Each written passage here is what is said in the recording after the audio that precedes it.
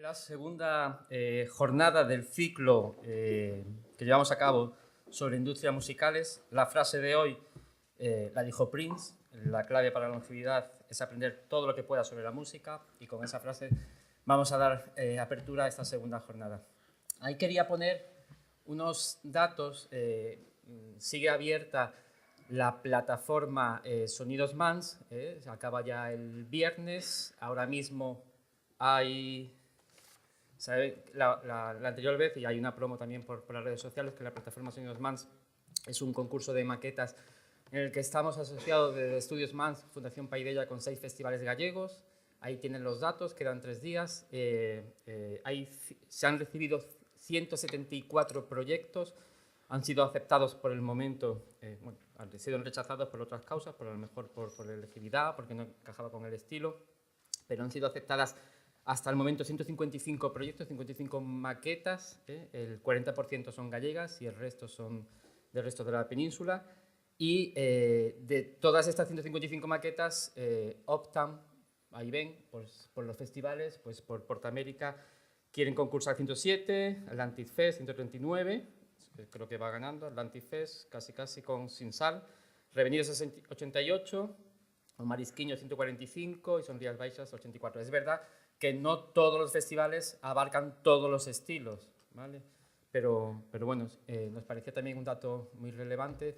Hay 5 veces más la participación del año pasado, que hicimos el año pasado, y bueno, pues esto es un buen movimiento, una buena comunidad que se está creando en torno al Estudio Mans y en torno a toda la formación que se está impartiendo también desde ambas sedes de la Fundación, tanto en Padrón como aquí en Coruña.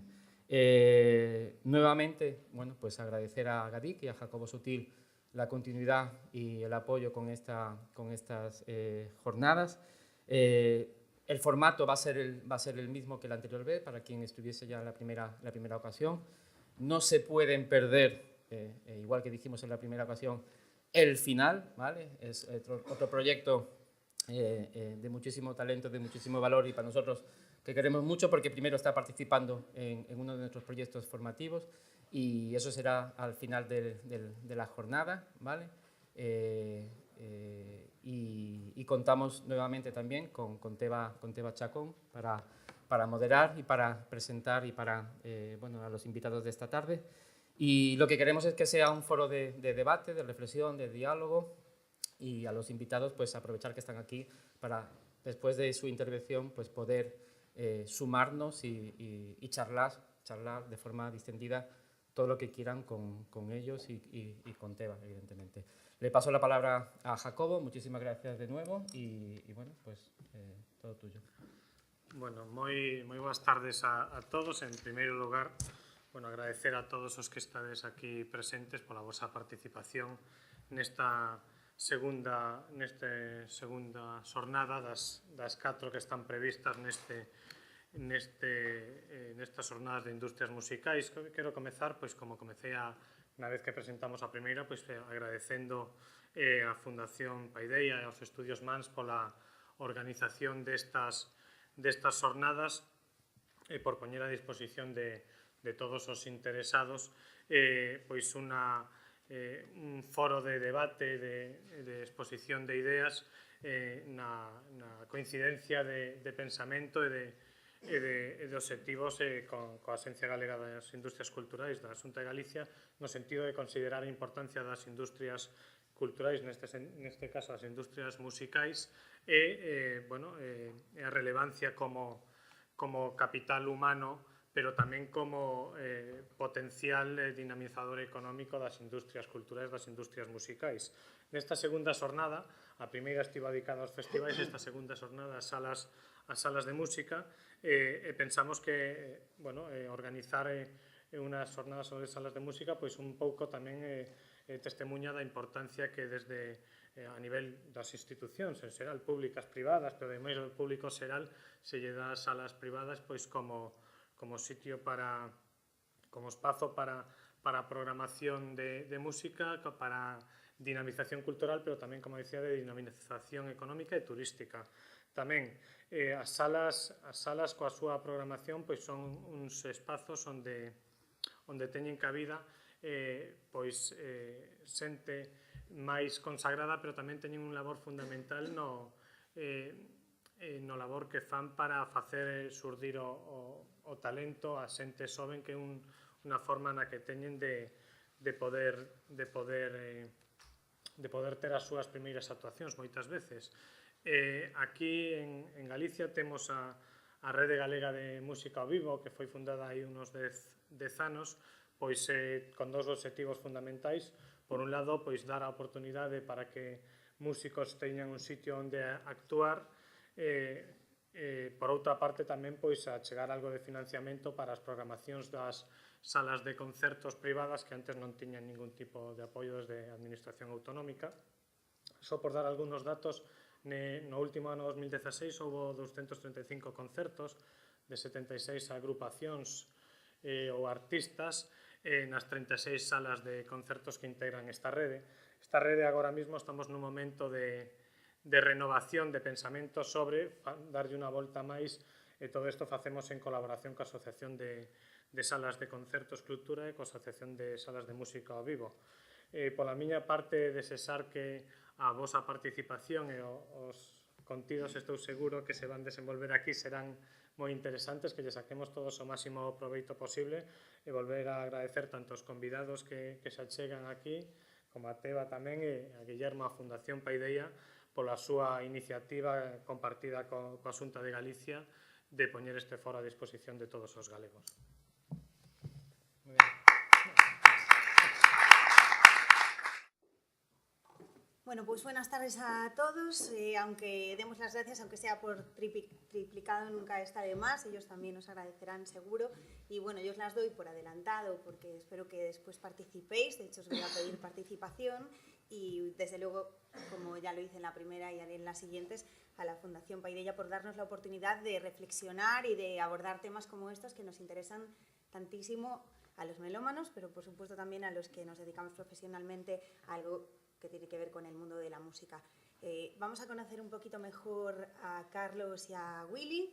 Carlos es director de Riff Producciones, además es promotor de artistas de la talla de Dani Martín, David Bisbal o Ara Malikian, y responsable de giras de tanto éxito como la de Joaquín Sabina, por ejemplo, a nivel nacional, y a nivel internacional pues de la talla de Seal, de Bob Dylan o de Depeche Mode. Además, es interesante también su participación en el día de hoy, porque está detrás del mayor circuito musical del país, el programa Girando por Salas, que durante el pasado 2016 tuvo un total de 85.000 espectadores y que bueno, ha servido para ayudar sobre todo a la movilidad de los artistas y también para impulsar por tanto su talento y el tejido cultural, y bueno, han formado parte de él desde sus inicios cerca de 260 bandas y 1.300 conciertos desde su nacimiento, con todo lo que eso supone para esas bandas a las que a lo mejor no les es tan fácil girar. Además es miembro del Instituto Nacional de Artes Escénicas y de la Música y presidente de la Asociación Estatal de Salas de Conciertos, en calidad de ello viene, y bienvenido, Carlos. Gracias, muchas gracias. Y hola, Willy. Hola. Willy Naves, ahí lo tenemos, además de estar detrás de una de las salas más importantes del país, como es Costello Club, pues también es músico, así que hoy se puede poner en la piel tanto de unos como de otros y también tiene mucho que aportar. Es graduado en guitarra clásica, técnico superior en sonido y diplomado en magisterio de especialidad en educación musical. Además, lleva la comunicación on y offline, bueno, la ha llevado de las salas como la Moby Dick. También ha realizado esta labor en festivales como el Song for Ed and Day a través de December Producciones, y ahora pues eso, entre artista y llevarla a Costello Club, que bueno, no será tarea fácil, o sí, ahora nos lo vas a contar. Así que bueno, son a grandes rasgos pues el perfil de los ponentes que hoy nos acompañan. Ahora vamos a escuchar su voz, aunque después queremos escuchar la vuestra. Os pedimos, ya sabéis, la colaboración, como siempre, y sí me gustaría que empezaréis a hacer pues eso, un pequeño recorrido para abrir boca de lo que es el sector de las salas y de la música desde que lo tocasteis vosotros por primera vez y cómo lo veis en la actualidad. Bueno, pues bueno, empiezo. ¿Hace falta micrófono? ¿Se nos oye bien? Sí, bien, bueno. Bueno, en primer lugar, mil gracias por estar aquí, porque haya este movimiento cultural y intenso por el conocimiento de de la industria de la música en directo, de las salas de conciertos, por supuesto a Fundación Paideia por habernos dado la oportunidad de estar hoy aquí, de invertir en, creo que es importante, el desarrollo de la cultura y en una escena musical importante como hay en Coruña y en Galicia. Y sin retrotraernos demasiado a cómo empezó todo esto, porque creo que sería complejo, sí es verdad que creo que desde la pata de mi actividad profesional en el mundo de la música, que es la que hoy me trae aquí, que es la presidencia de la Asociación Estatal de Salas de Música en Directo, de ACCES, bueno, hace una asociación que integra a 110 salas en el ámbito nacional, con una presencia muy fuerte de salas aquí en Galicia a través de Clubtura. Durante el último año, por la sala han desfilado cerca de 37.000 espectadores, han sido más de 11.500 conciertos. Todas estas cifras que nos pueden marear a todo un poco, al final, creo que lo importante de todo esto, yéndome de nuevo a lo que apuntaba Teba en cuanto al circuito girando por sala, lo que manifiestan es la inquietud de un montón de chavales, de gente que se cuelga su guitarra, que tiene un proyecto vital importante, que es crecer en el mundo de la música y que a partir de ahí todo ese proyecto nace en una sala pequeñita al principio, en una sala más grande después, en un auditorio y ojalá y en un Palacio de Deportes y en un gran festival. El proceso siempre es el mismo, pero siempre tiene un punto de partida fundamental que es la sala, que es donde todo, creo que el embrión donde todo arranca y desde donde se proyecta el resto de inquietudes. Hoy seguramente vamos a hablar de muchas cifras, pero me gustaría quedarnos con el mensaje de todos los que estamos aquí, creo que es el que hay que dinamizar, que es esa parte importante que es la gente que coge su guitarra, ensaya en su local y sale a tocar en una gira que primero será para 4 amigos y que después poco a poco irá creciendo. La misma inquietud que tiene el que, llevado por la ilusión y quizás como músico frustrado en muchas ocasiones, decide montar una sala de conciertos por aquello de empezar a meterse en el negocio, ¿no? Creo que todas las vicisitudes, inquietudes y contratiempos que tiene la gestión de un espacio cultural como una sala de conciertos, algo que nos va a dar, espero que por lo menos hasta las 9 de la noche y que a mí me encantaría que podamos compartirlo con todos vosotros. Willy. Bueno, pues repitiéndome, pero dar las gracias a la Fundación por habernos invitado y sobre todo por el día que estamos pasando, que nos ha enseñado mucho de los proyectos que están realizando, que me parece muy interesante que una fundación destine tantos recursos a la cultura musical y a la cultura musical, en cierto modo, moderna, que muchas veces nos olvidamos de ella. Yo voy a poner esta tarde-noche un poco, ser un poco abogado del diablo como músico y como gestor de una sala de conciertos y a la vez hablar un poco de mi experiencia gestionando el espacio y sobre todo también una cosa que comentaba Carlos, que creo que es muy importante saber que es donde se gestan en las salas, donde se gestan esos artistas que hoy vemos a nivel internacional, todos empezaron en una sala, y que si no fuese por las oportunidades, que no lo veo tanto como oportunidades en el sentido de que las salas dan oportunidades a los artistas, sino que les dan un espacio para iniciar esa carrera artística, sería muy complicado llegar a otros nichos de mercado. Así que nada, yo os hablaré también un poco sobre la figura de la gestión de la sala, que es sobre lo que conozco, y seguramente Carlos pues, nos podrá ilustrar más con cifras generales de salas, ya que él es el que gestiona todo ese tipo de cosas. He preparado, si quieres, podemos ir... He preparado un pequeño... A ver si... Vale. Ahí va. Un pequeño, simplemente, guión sobre lo que yo pienso que las salas tienen de importancia y sobre ciertos tips que creo que tenemos que tratar. He empezado por el desarrollo social y cultural de las ciudades, gracias a las salas. En cualquier momento me podéis parar, podéis preguntar, hombre, obviamente Carlos también me puede parar cuando quiera.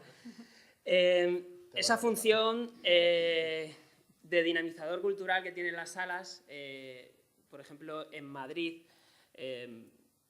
a diario hay 20, 30, 40 conciertos en salas pequeñas, salas medianas. Eso para las ciudades es algo muy, muy importante.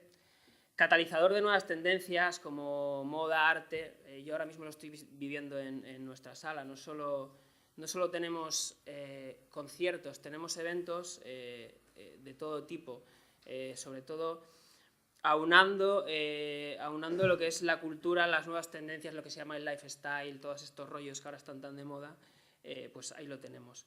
El punto de encuentro. ¿Quién no ha tenido un bar, una sala de conciertos que ha sido un punto de encuentro con amigos, con gente de la industria, que muchas veces en las salas, además de dar lugar a conciertos, cabida a conciertos, se cierran acuerdos, hay ARs, agentes que van a ver a artistas, que es lo que permite después dar ese salto.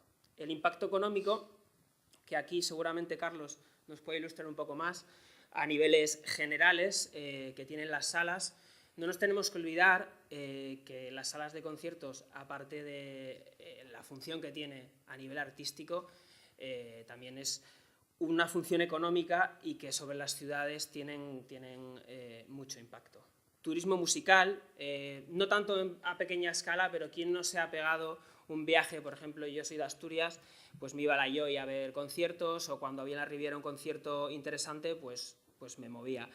Igual que hay un turismo de festivales, creo que ahora hay un turismo también de salas de conciertos, siempre lo ha habido y seguirá habiéndolo. Festivales urbanos. Durante la tarde creo, o por lo menos por mi parte, voy a hilar varias veces el tema del salto de salas a festivales, que ahora está tan de moda, el tema de la burbuja festivalera. Y en estos momentos, esta semana acaba de anunciar Live Nation un nuevo festival en Madrid que se llama Valentine's True Festival, si no me equivoco, que intenta hacer pues un pequeño South by Southwest a su manera o un Monkey Week en salas de la ciudad.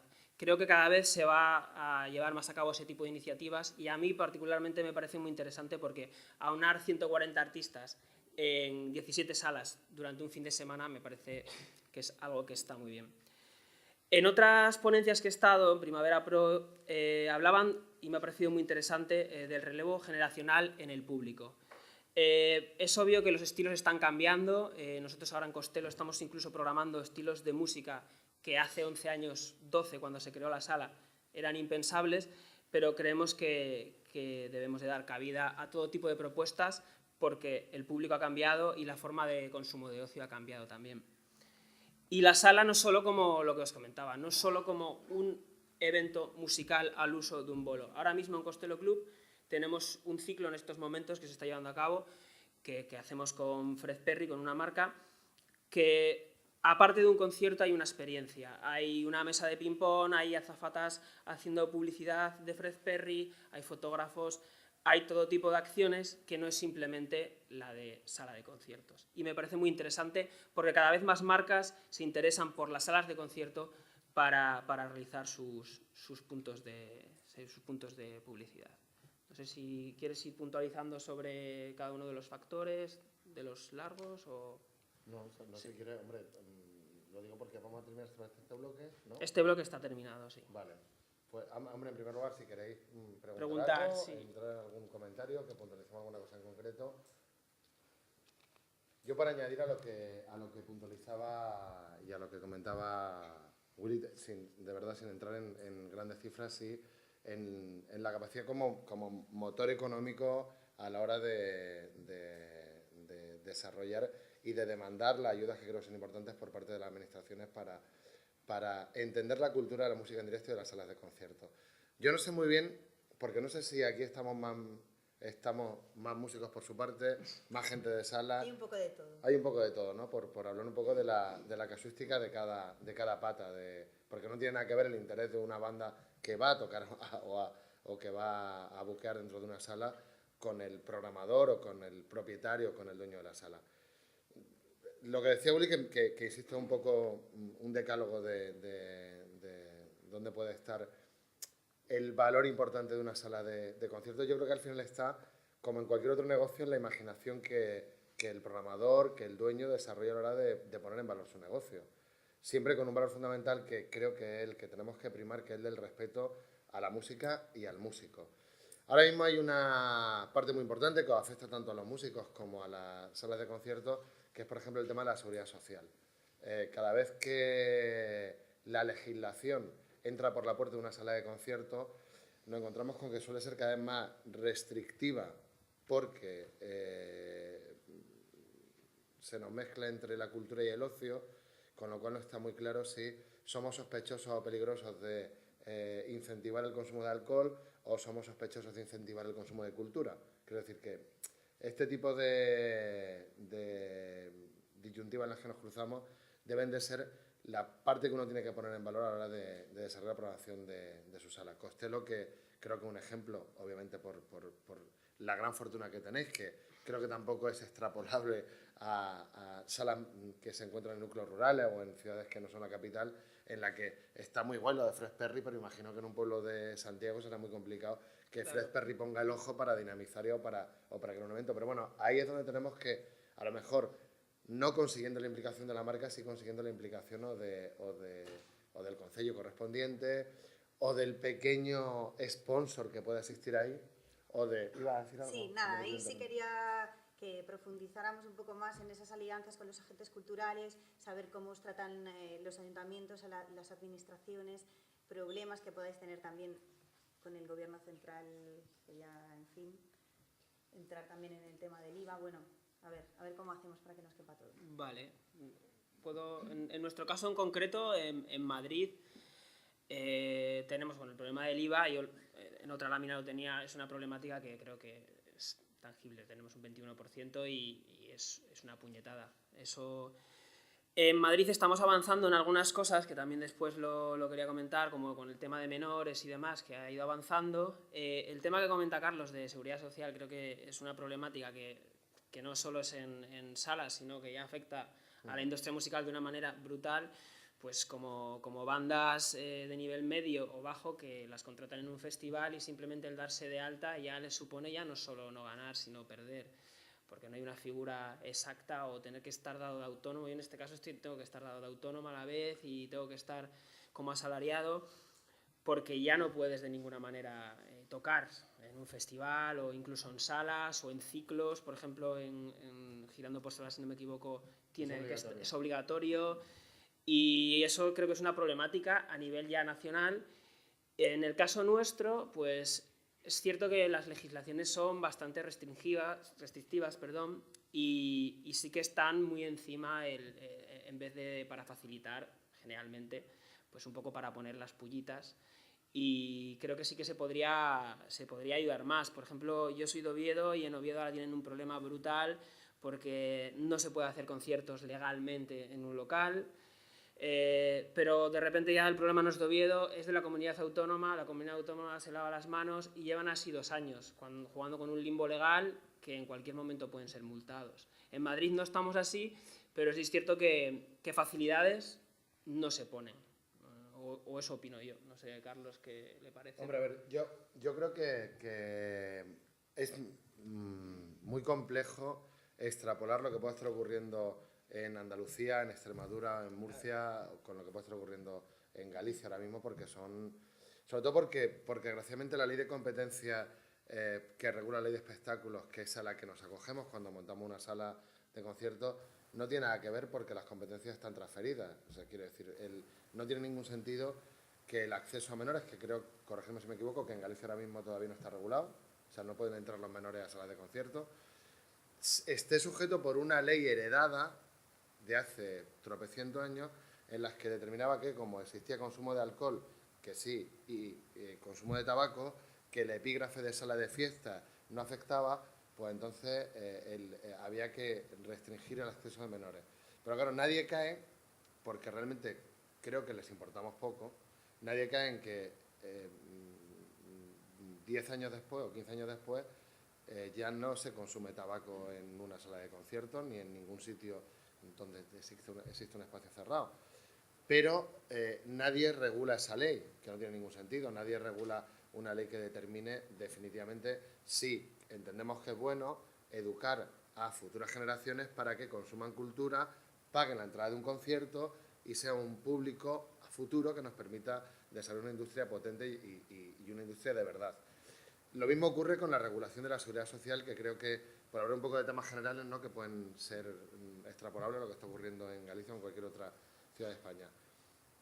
Que mañana un grupo salga a la carretera y tenga que pagar la sala, pagar la furgoneta, pagar la gasolina, pagarse la seguridad social y luego defender todo esto vendiendo entrada en la taquilla de una sala, pues o tiene una afición brutal por la música o una cartera llena de euros que le permite pegarse este gustazo.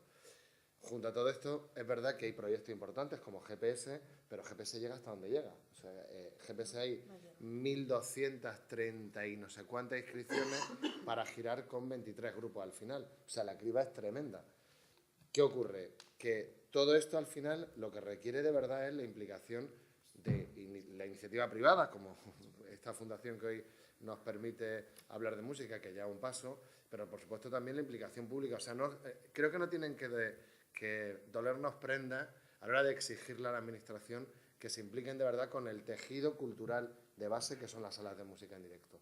Porque ahí es donde parte, ahí es donde nace todo, ahí es donde crece. Entonces, resulta muy complejo que la persona que abra la sala, hablamos del músico que se monta en la furgoneta, que paga su seguridad social, que la paga o que si no la paga, como lo trinquen porque además esté trabajando, no sé, de repartidor por la mañana, le van a meter un puro que se olvide.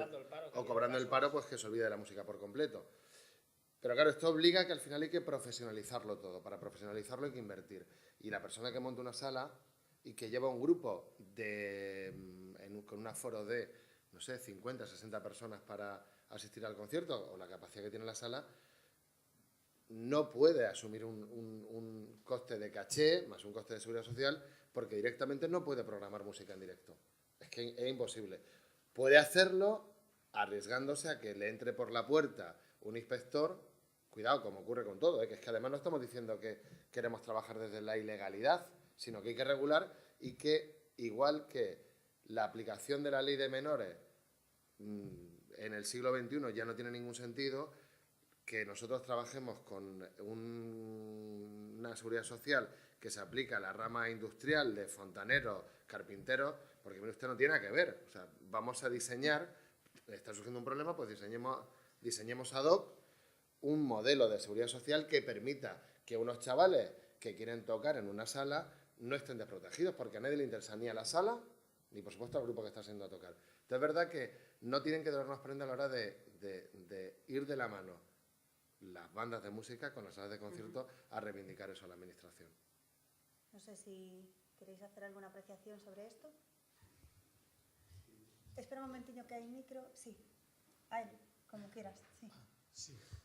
Sí. Bueno, yo lo que sí que quizás, bueno, veo muy interesante que se haya invitado a Costello Club. Conozco el local, tuve hace muchos años, pero más o menos tengo un leve recuerdo. Y es un sitio bastante interesante de los que hay por la noche en Madrid para ir. De diario tenéis un buen ambiente y movéis gente y todo esto. También está muy bien que hayan invitado a CES, además no sabía que hacíais lo de girando por salas, creo que en relación bastante estrecha con la administración, ¿no? Sí.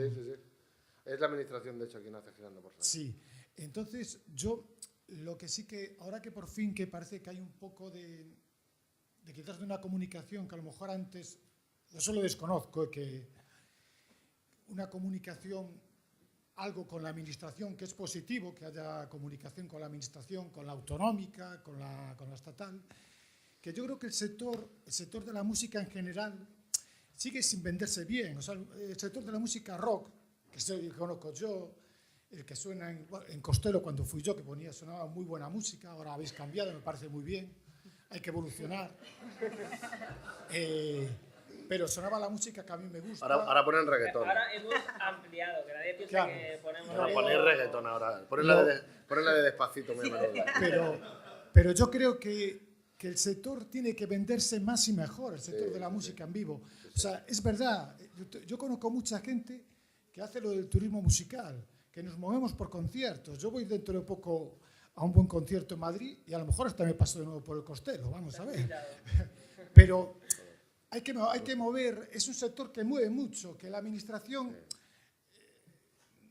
Yo incluso en el trabajo que me toca, que no voy a decir exactamente lo que soy, que prefiero no decirlo, pues sé que sí que soy consciente de que las salas mueven un montón y creo que tenéis que venderlo más y mejor, porque hasta hace poco tiempo no lo hacíais.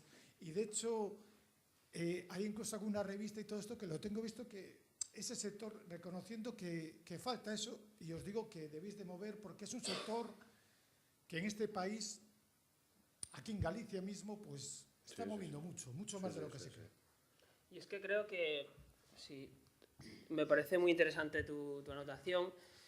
Creo que últimamente, en los últimos años, tanto el sector musical, tanto músicos como promotores, como salas, está sufriendo, en el buen sentido, una profesionalización bastante elevada. No sé si es porque ha habido que ponerse las pilas. Y se empieza, hoy en la comida lo hablábamos, se empieza a tratar la industria musical como otra industria. No se nos llega a respetar de la misma manera, pero sí que creo que poco a poco se está avanzando a pasos, no sé si agigantados, pero sí que se está avanzando. Lo que pasa es que hay tantos factores, desde las salas podemos hacer, en cierto modo, poco. Lo intentamos, por lo menos yo intento dar oportunidades a través de marcas, conseguir suplir eso que no conseguimos con las administraciones, conseguir ciclos bonitos, conseguir traer artistas mejores, conseguir ayudar a los artistas que no tienen medios. Pero sí es cierto que falta un poco de vínculo y de unión entre promotores, salas, sobre todo entre promotores y salas quizás ya se está trabajando mucho más codo con codo, pero sí que con las administraciones públicas es complicado.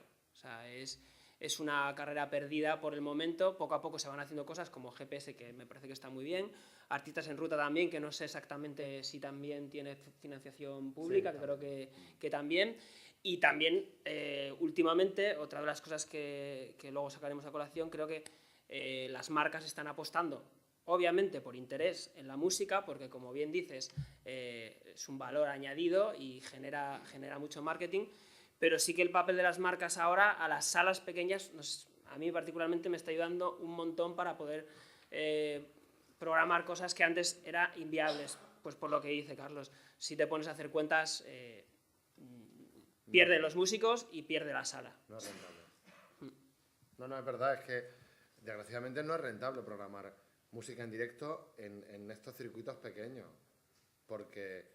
Primero porque habría que retrotraerse cuál es el problema verdadero, porque a lo mejor el problema verdadero es que no hay cultura por parte del público en general a pagar lo que vale un gin tonic, que sí lo pagan encantado en cualquier bar fantástico de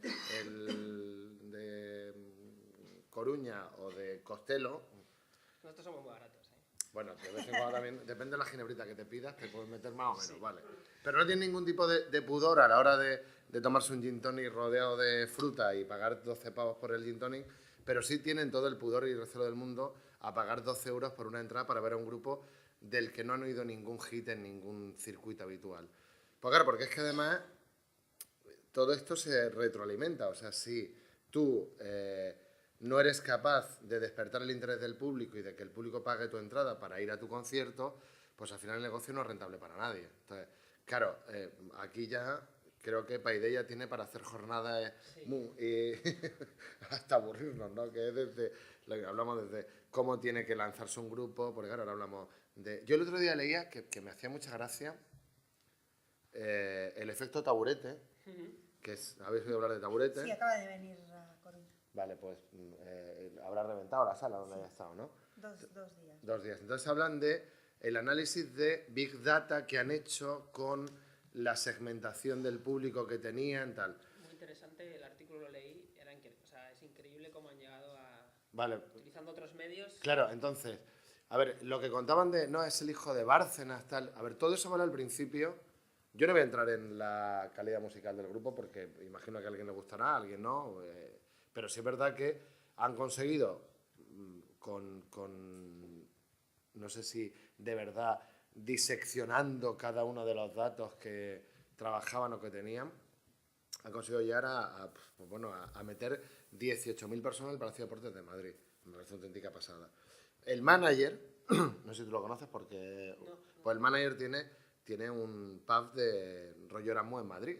Entonces, realmente lo que pasa es que a nivel de marketing no quedaba bien el manager, al que tengo la oportunidad de conocer y me contó un poco cómo arranca todo esto, las técnicas que aplicó en un principio eran técnicas de fiesta de Erasmus, o sea, de comunicación universitaria, campañas en Facebook muy ad hoc, tal. Algo tan curioso como que no sé si a alguien se le ha ocurrido, y tenía grupos aquí, que era ellos anuncian sus conciertos todos los miércoles y sacan su entrada a la venta un domingo, que es como el día en el que a ningún promotor se le ocurría sacar una entrada a la venta.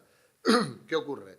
Que su público, realmente el día que tiene tiempo de estar con el smartphone o el iPhone, tal, es un domingo, porque imagino que están después del resacón correspondiente, tal, y el día que la gente compra la entrada. Quiero decir, es que hay que estar, la sala, el grupo, tenemos que estar constantemente reinventándonos y buscando nuevas fórmulas. Al final la imaginación es lo fundamental para el grupo y para la sala, porque la supervivencia, insisto, tener una sala en Madrid, te van a llegar las marcas, te van a llegar, pero tener una sala en un terreno más rural o con no tanta incidencia es mucho más complejo, con lo cual aquí juega la imaginación. Sí, yo estoy totalmente de acuerdo. Además, el papel me parece titánico de salas. Cuando hablo de provincias no hablo totalmente en términos ni despectivo ni nada. A mí me pasaba trabajando en Oviedo. Un martes, un miércoles, programar era una locura. Programar un jueves ya era media locura y viernes, sábado, pues a ver qué pasaba.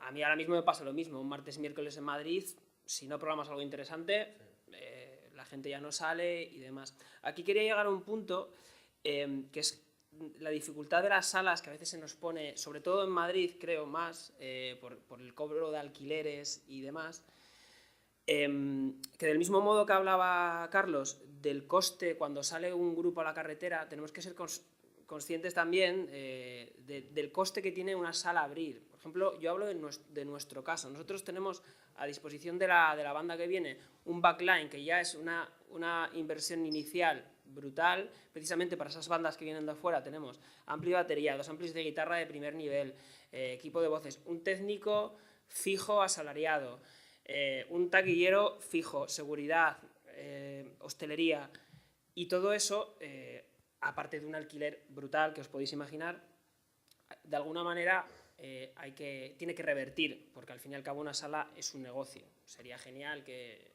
románticamente viviésemos del arte, pero es un negocio. Entonces creo que es muy importante, que yo creo que las bandas cada vez se dan más cuenta. Yo cuando empezaba a tocar también era eso de, joder, pagar por tocar, los cojones, estos gilipollas. Claro, ahora ya dices tú, hostia, pues igual el gilipollas un poco era yo porque no me estaba dando cuenta de los costes que tiene eso. Y sobre todo para las salas, eso, yo en todo el norte veo que hacen esfuerzos titánicos, en Galicia, en Asturias, contra viento y marea, incluso dejando alquileres gratuitos, haciendo cosas súper guays para que las bandas vengan, y la gente tiene que tener claro que luego con eso que se dice, no, con el consumo de barra os compensa. Nanay. O sea, eso no es así. Entonces, quería hacer un poco ahí de abogado del diablo, porque sí que creo que las salas profesionales, que gracias a Dios cada vez hay más salas profesionales, porque antes te podías encontrar, llegar a salas donde prácticamente tocabas en condiciones peores que en tu local de ensayo.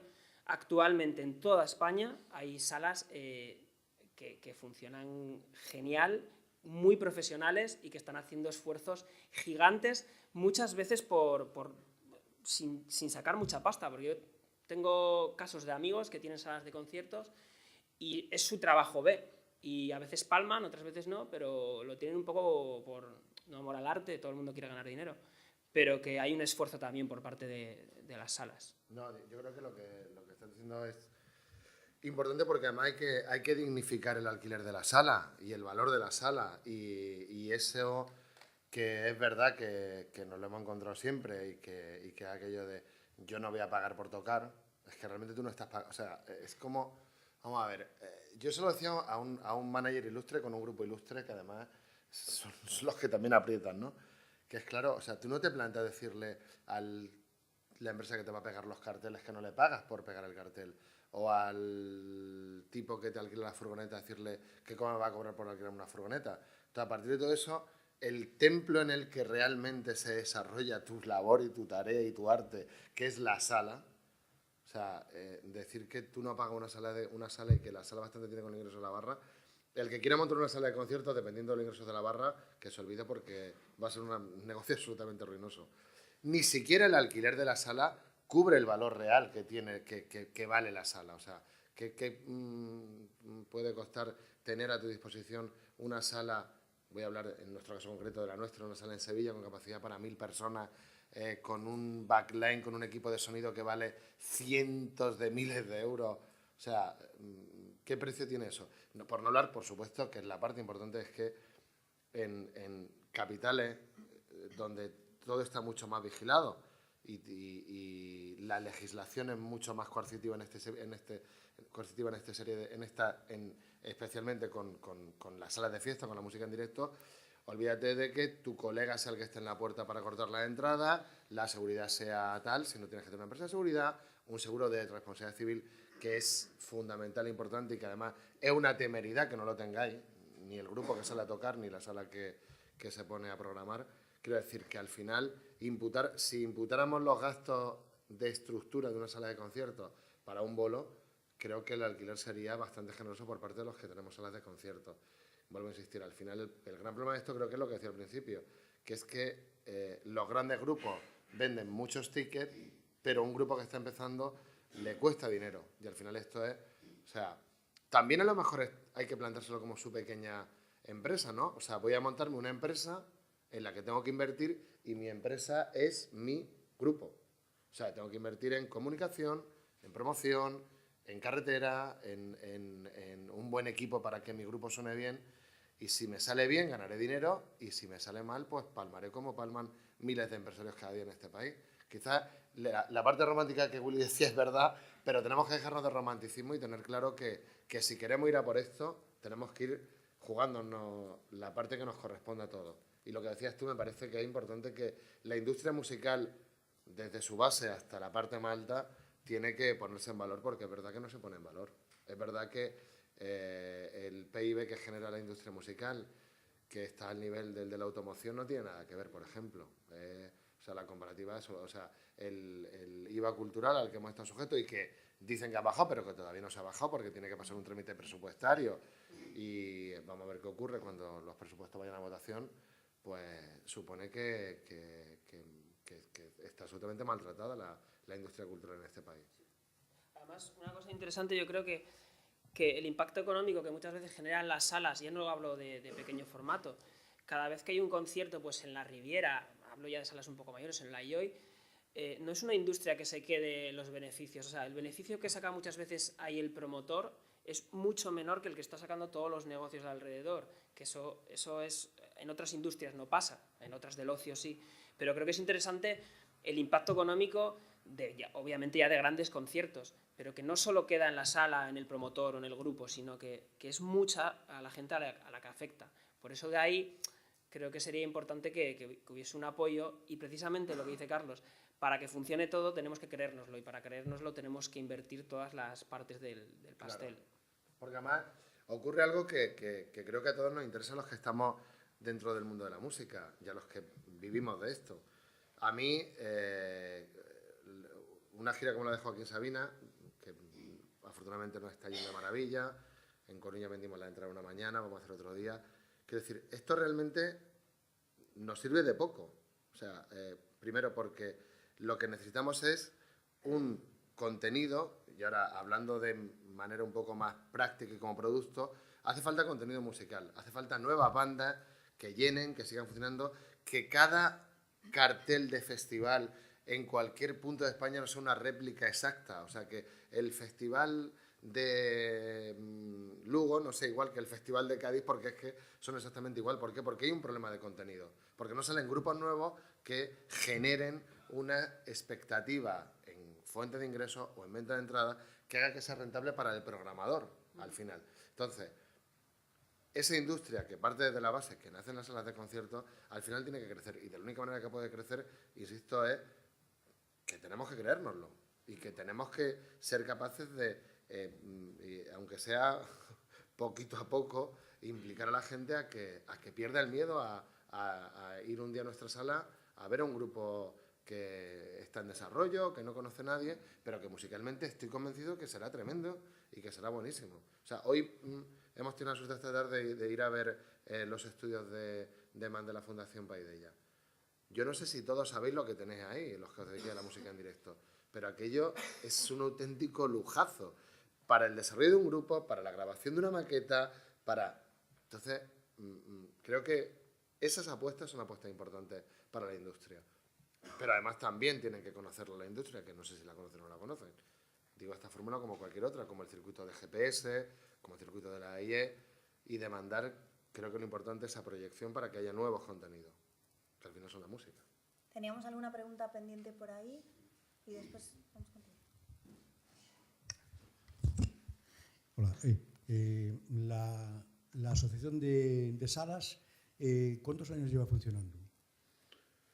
Pues la asociación de salas creo que lleva cerca de 15 años, iba a decir yo, en torno a 15 años aproximadamente. Y en esos 15 años hubo alguna gestión administrativa, o sea, política en este caso, ¿no? Para que cambiara la legislación con respecto, digamos, a algunas cuestiones que os pueden afectar. Sí, bueno, vamos a ver, hubo una iniciativa que fue la de Queremos Entrar, que fue la de el acceso a menores a salas de concierto, pero ¿qué gran problema tenemos? Y no echar balones fuera. Es que la ley, lo que decía al principio, es que la ley de espectáculos públicos está transferida a las administraciones autonómicas. Sí. Es que no tiene nada que ver, no puede haber una orden ministerial en la que se decida desde el Ministerio de Cultura, que no existe, o desde el Ministerio de Industria, que todos los menores pueden entrar a las salas de conciertos, ¿no? Porque además el epígrafe de salas de fiesta es de una manera en Madrid y es de una manera totalmente distinta en Galicia y distinta en Andalucía. Pero ¿se ha hecho alguna gestión para que esos conceptos o epígrafes o algo así puedan ir cambiándose porque a lo mejor están obsoletos o algo así? Sí, lo que te decía, la iniciativa de Queremos Entrar, por ejemplo. No, pero no me refiero a casos concretos como lo de Queremos Entrar, que lo conozco, sí, sino a cuestiones generales, como por ejemplo la distribución, los tipos de espectáculos de música, o los tipos de salas, tipos de licencias que se dan, algo así que pueda afectar a todo el Estado. O eso tiene que ser... Vamos a ver, la Asociación Estatal de Música en Directo tiene asociaciones autonómicas. El caso de Clubtura en Galicia, o Aragón en Vivo, o En Vivo en Valencia, lo que nos permite ser esta especie, digamos, de federación con asociaciones autonómicas es que al final Clubtura en su territorio tiene reuniones permanentes e insistentes para demandar ese tipo de iniciativas que al final afectan a la sala. Pero en cuanto a iniciativas que compitan desde el ámbito estatal, no, porque no podemos hacerlo, porque las competencias están transferidas. Donde podemos llegar es Sociedad General de Autores. Ahí sí hemos trabajado por un acuerdo común para todas las salas de música en directo de España. Quiero decir, hasta donde podemos llegar, sí, pero es que las competencias están transferidas, desgraciadamente. Hablaste ahora de autores. Antes no habíais hablado de la gente, hoy no hemos hablado, pero podemos tener un ratito con la gente. Porque, claro, las salas de conciertos se nutren en una parte, desde que existen procedimientos mecánicos, pinchar música, ¿no? Y eso genera derechos en cuanto se comunica públicamente y eso da ingresos y origina gastos, ¿no?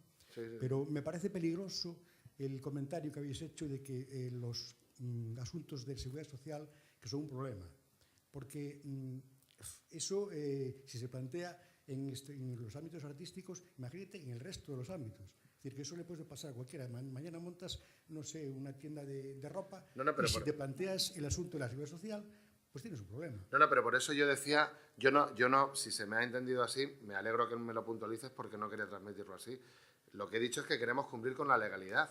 Ya. Tenemos que cumplir con la legalidad, pero que la singularidad y la realidad de un grupo, que además es un grupo amateur, que por la mañana trabaja en esa tienda de la que tú has hecho mención y por la tarde quiere tocar porque está en un local de ensayo que será la cochera de su casa y una noche quiere tocar delante de sus colegas en el bar de su amigo, esto que suena muy amateur, si la industria o el Ministerio de Interior o el ministerio correspondiente o Hacienda no determina, gracias, de qué manera se puede orquestar esto para que no le digamos al grupo que tiene que pagar 300 euros esa noche para poder tocar, pues... A ver si me entiendes. Yo creo que el papel que hacéis las salas de conciertos está fenómeno, y todos lo pasamos fenómeno cuando vamos a una sala porque nos gusta un grupo, y ahí hemos podido ver a un montón de grupos de muchos estilos. Si hablamos ya de estilos más minoritarios, todavía es peor, porque hablamos a lo mejor de artistas que tienen muy difícil la difusión de su trabajo fuera de grupos de jazz, por ejemplo, ¿no? Que ya no salen nunca a lo mejor en ninguna emisora de televisión ni nada. Pero en general no se puede comparar, digamos, hablaste de salas de 50 personas, a lo mejor, las hay y las conozco, pero claro, si hablas también de salas de 1000 y salas de 500, que también las hay. Entonces, claro, el coste y los gastos no es lo mismo. Entiendo que es distinto para un programador, para un empresario, es decir, voy a tener un grupo y en ese grupo y son 50 personas las que van a entrar, ¿vale? Y aquí hay salas de 50 personas y escasas, ¿no? Y es un problema, y yo creo que a los dueños de esas salas había que hacerles premios todos los años, simplemente por programar, ¿no? Ahora, al músico que está tocando ahí frecuentemente, y es un año y otro año, cuando llega a su edad de jubilación, ¿quién le ha cotizado? Porque generalmente eso, bueno, funciona de aquella manera y sabemos cómo es, y al final muchas veces no hay nada. Muchas veces no hay nada. Entonces, claro, el problema no es ir en contra del empresario de sala, porque eso sería lo más fácil, es decir, denunciar, pero no, sino establecer algún vehículo, una forma legal, para que ese señor que está tocando un día aquí, otro día allá, pues pueda, si no a lo mejor de una forma normal como cotizan a lo mejor los demás trabajadores, pero algo especial. Se está debatiendo en estos días y durante este año el Estatuto del Artista en el Consejo de Diputados, y a lo mejor era una buena opción para llegar a un punto para que a lo mejor, si no se puede pagar la seguridad social a todo el mundo, pues que a lo mejor el autónomo pudiera pagar la cuota de una forma más económica para los artistas. La diferencia entre amateur y profesional, hombre, es fácil decir, es que son amateurs.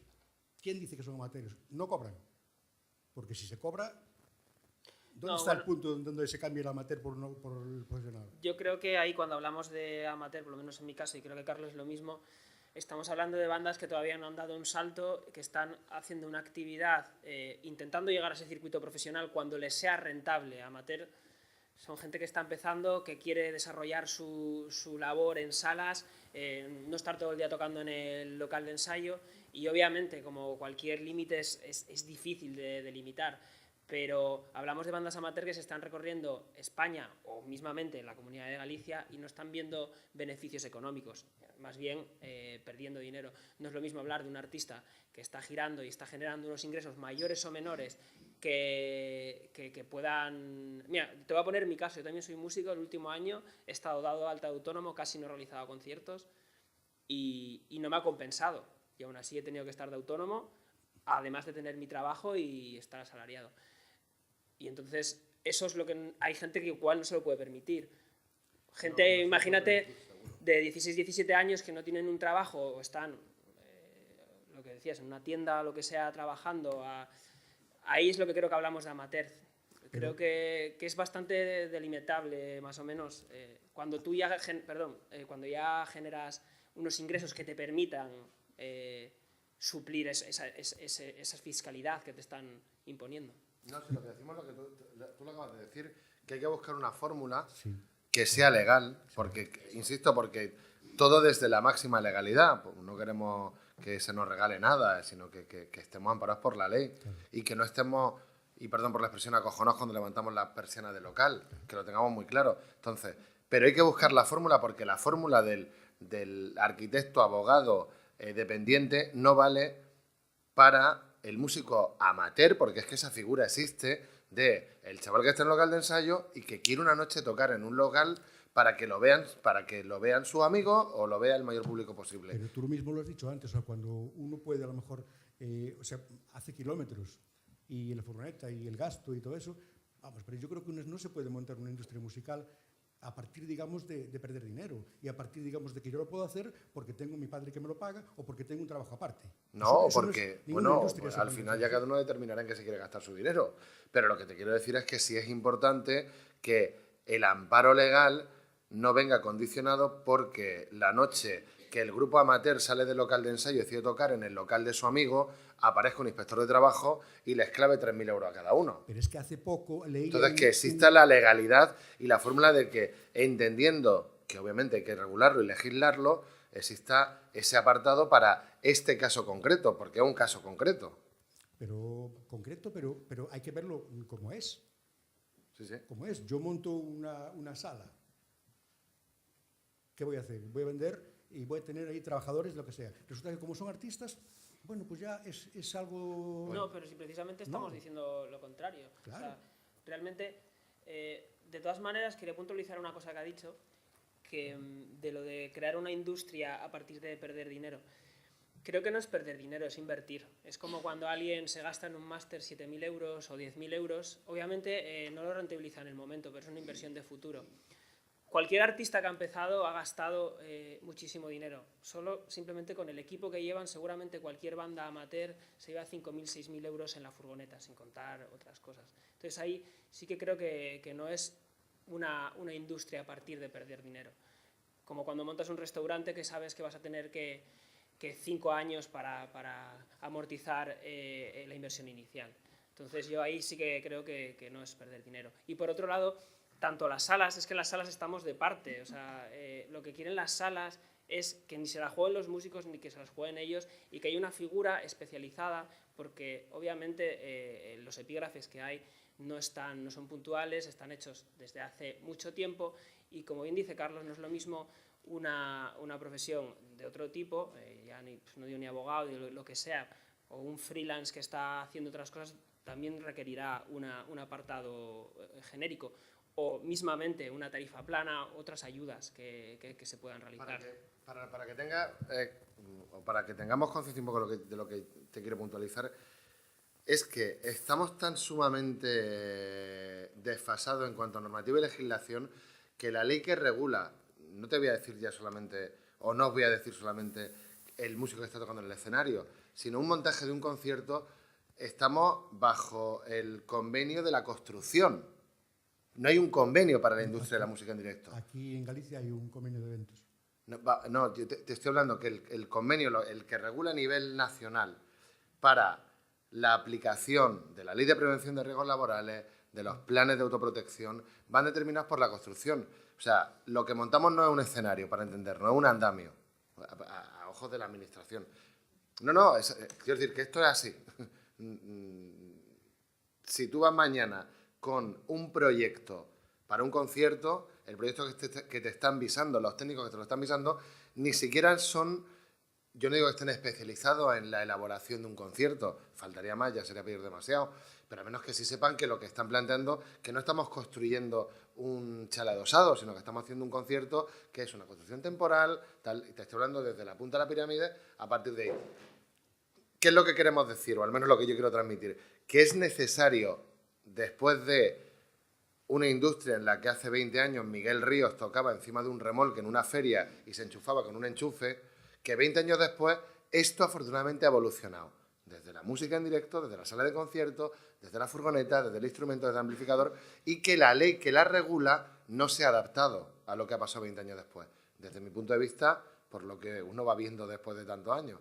Y que evidentemente un grupo que se plantea hacer una gira hoy en día, Willy lo decía, yo también, si uno quiere invertir en su proyecto personal como el que invierte en su pastelería, pues tienes que invertir y tienes que tener claro que la sala hay que pagarla, que la furgoneta hay que pagarla, que la cartelería hay que pagarla y que tu campaña de promoción tienes que pagarla.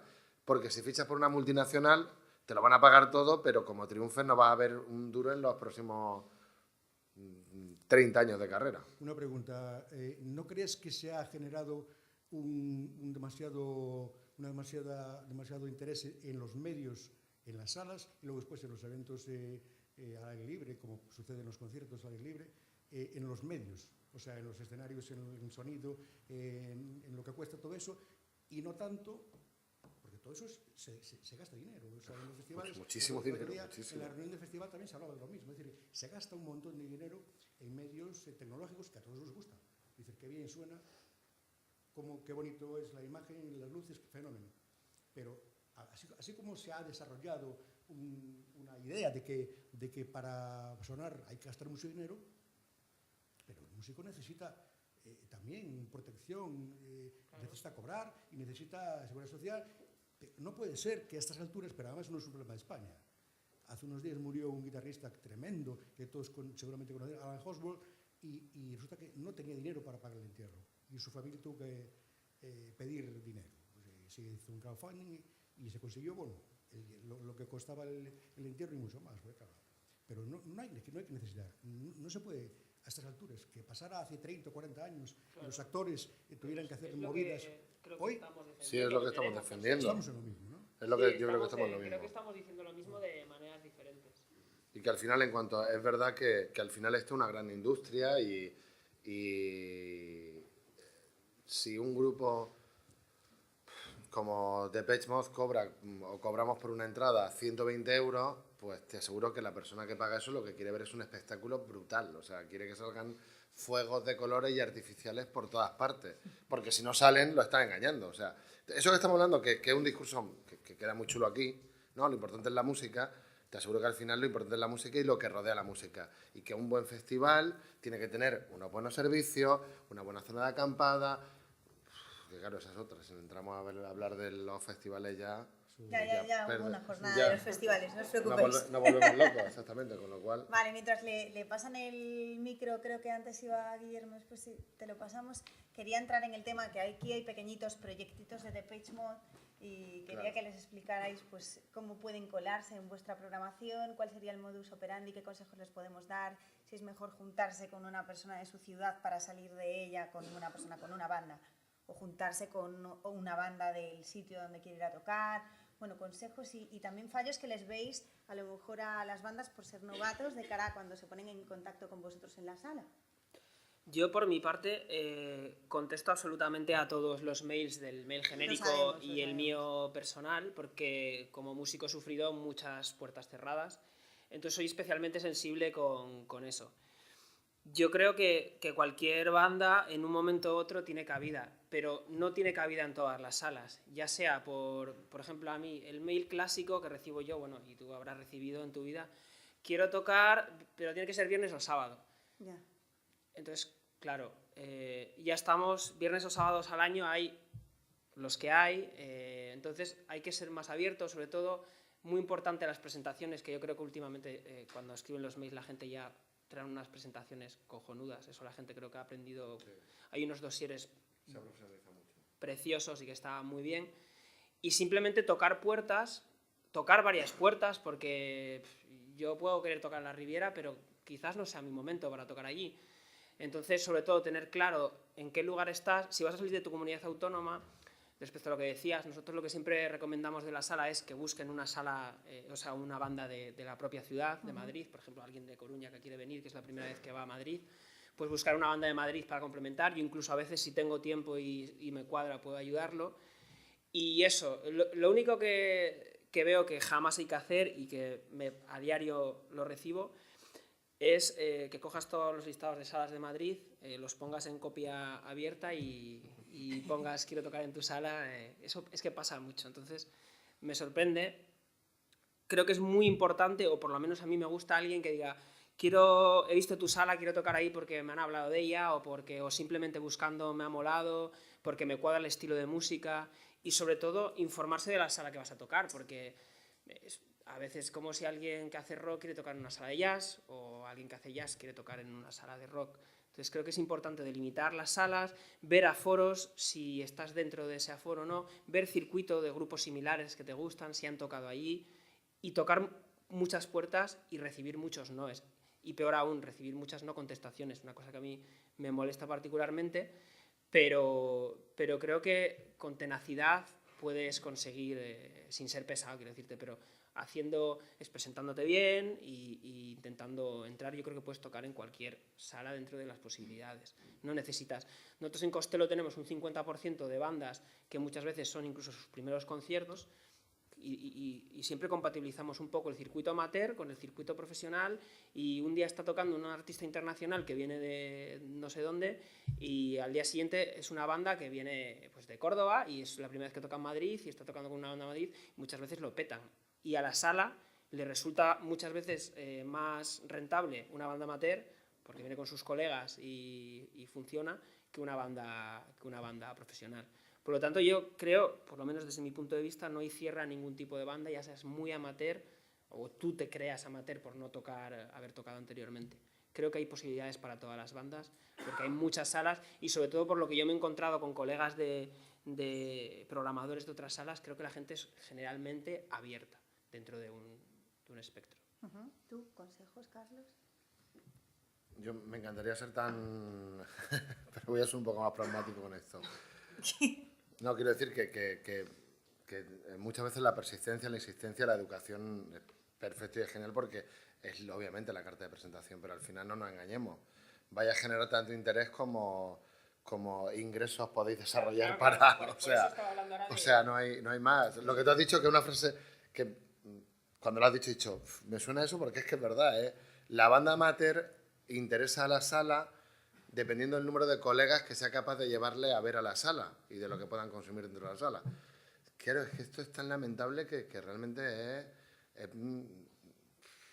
la verdad es que es descorazonador sí. que uno al final dependa de esto. Yo creo que, a ver, ¿cómo se buquea? ¿Cómo se reserva? ¿Cómo se programa una sala? Primero, lo fundamental es que uno conozca sus propias fuerzas. O sea, no os volvéis locos chocándoos contra una pared de una Riviera o de la fábrica de chocolate o de sala, sino que uno tiene que ir creciendo a medida que puede generar un contenido de interés para la sala que le está programando. O sea, es fundamental el aforo. Saber, muy importante, a quién te estás dirigiendo, intentar hacer esa labor de prospección previa en la que uno hace un par de llamadas, oye, ¿quién es el programador? Porque que tú le envíes el correo a la gente de prensa de la sala, pues no sirve de nada porque nunca le va a llegar a la persona que tiene que. Entonces, esa labor, por favor, no, lo que te has dicho, no listados de 200 direcciones de correo abiertas en las que ves que le han enviado. Tengo un grupo que me interesa mucho y quiero... O a mí a veces que me llaman, me encantaría tocar en tu sala Siroco. Sí. Entonces, a esos a veces no contesto, claro, hay que cuidar eso. Y si todo falla, no sé si aquí hay muchos grupos, tenéis que hacer un grupo tributo. A partir de ahí las cosas van a funcionar bastante mejor. Entonces, si veis que por ahí no funciona, hacer un grupo tributo, que es donde realmente todo va a empezar a funcionar. No, digo que realmente esa es la historia de todo esto. O sea, si uno quiere ganar dinero, pues a partir de que lo desarrolle. Pero sí es verdad que al final... Y que tampoco... No sé si aquí estoy hablando de la parte de la sala o a la parte de los grupos. Que tampoco os engañen. Y cuando digo engañen, que no engañen con vuestra ilusión. No que porque aquí engañar económicamente sería una estafa. Y entonces hablamos de que no hay demasiados estafadores, pero que sí que no engañen con la ilusión. O sea, yo creo que de verdad no sirve de nada tocar a las 3 de la tarde en el escenario cuarto de un festival donde el cabeza de cartel es Neil Young, que toca a las 10 de la noche en un escenario para 50.000 al que vosotros ni vais a tener acceso para poder entrar. Esto también vale por una sala.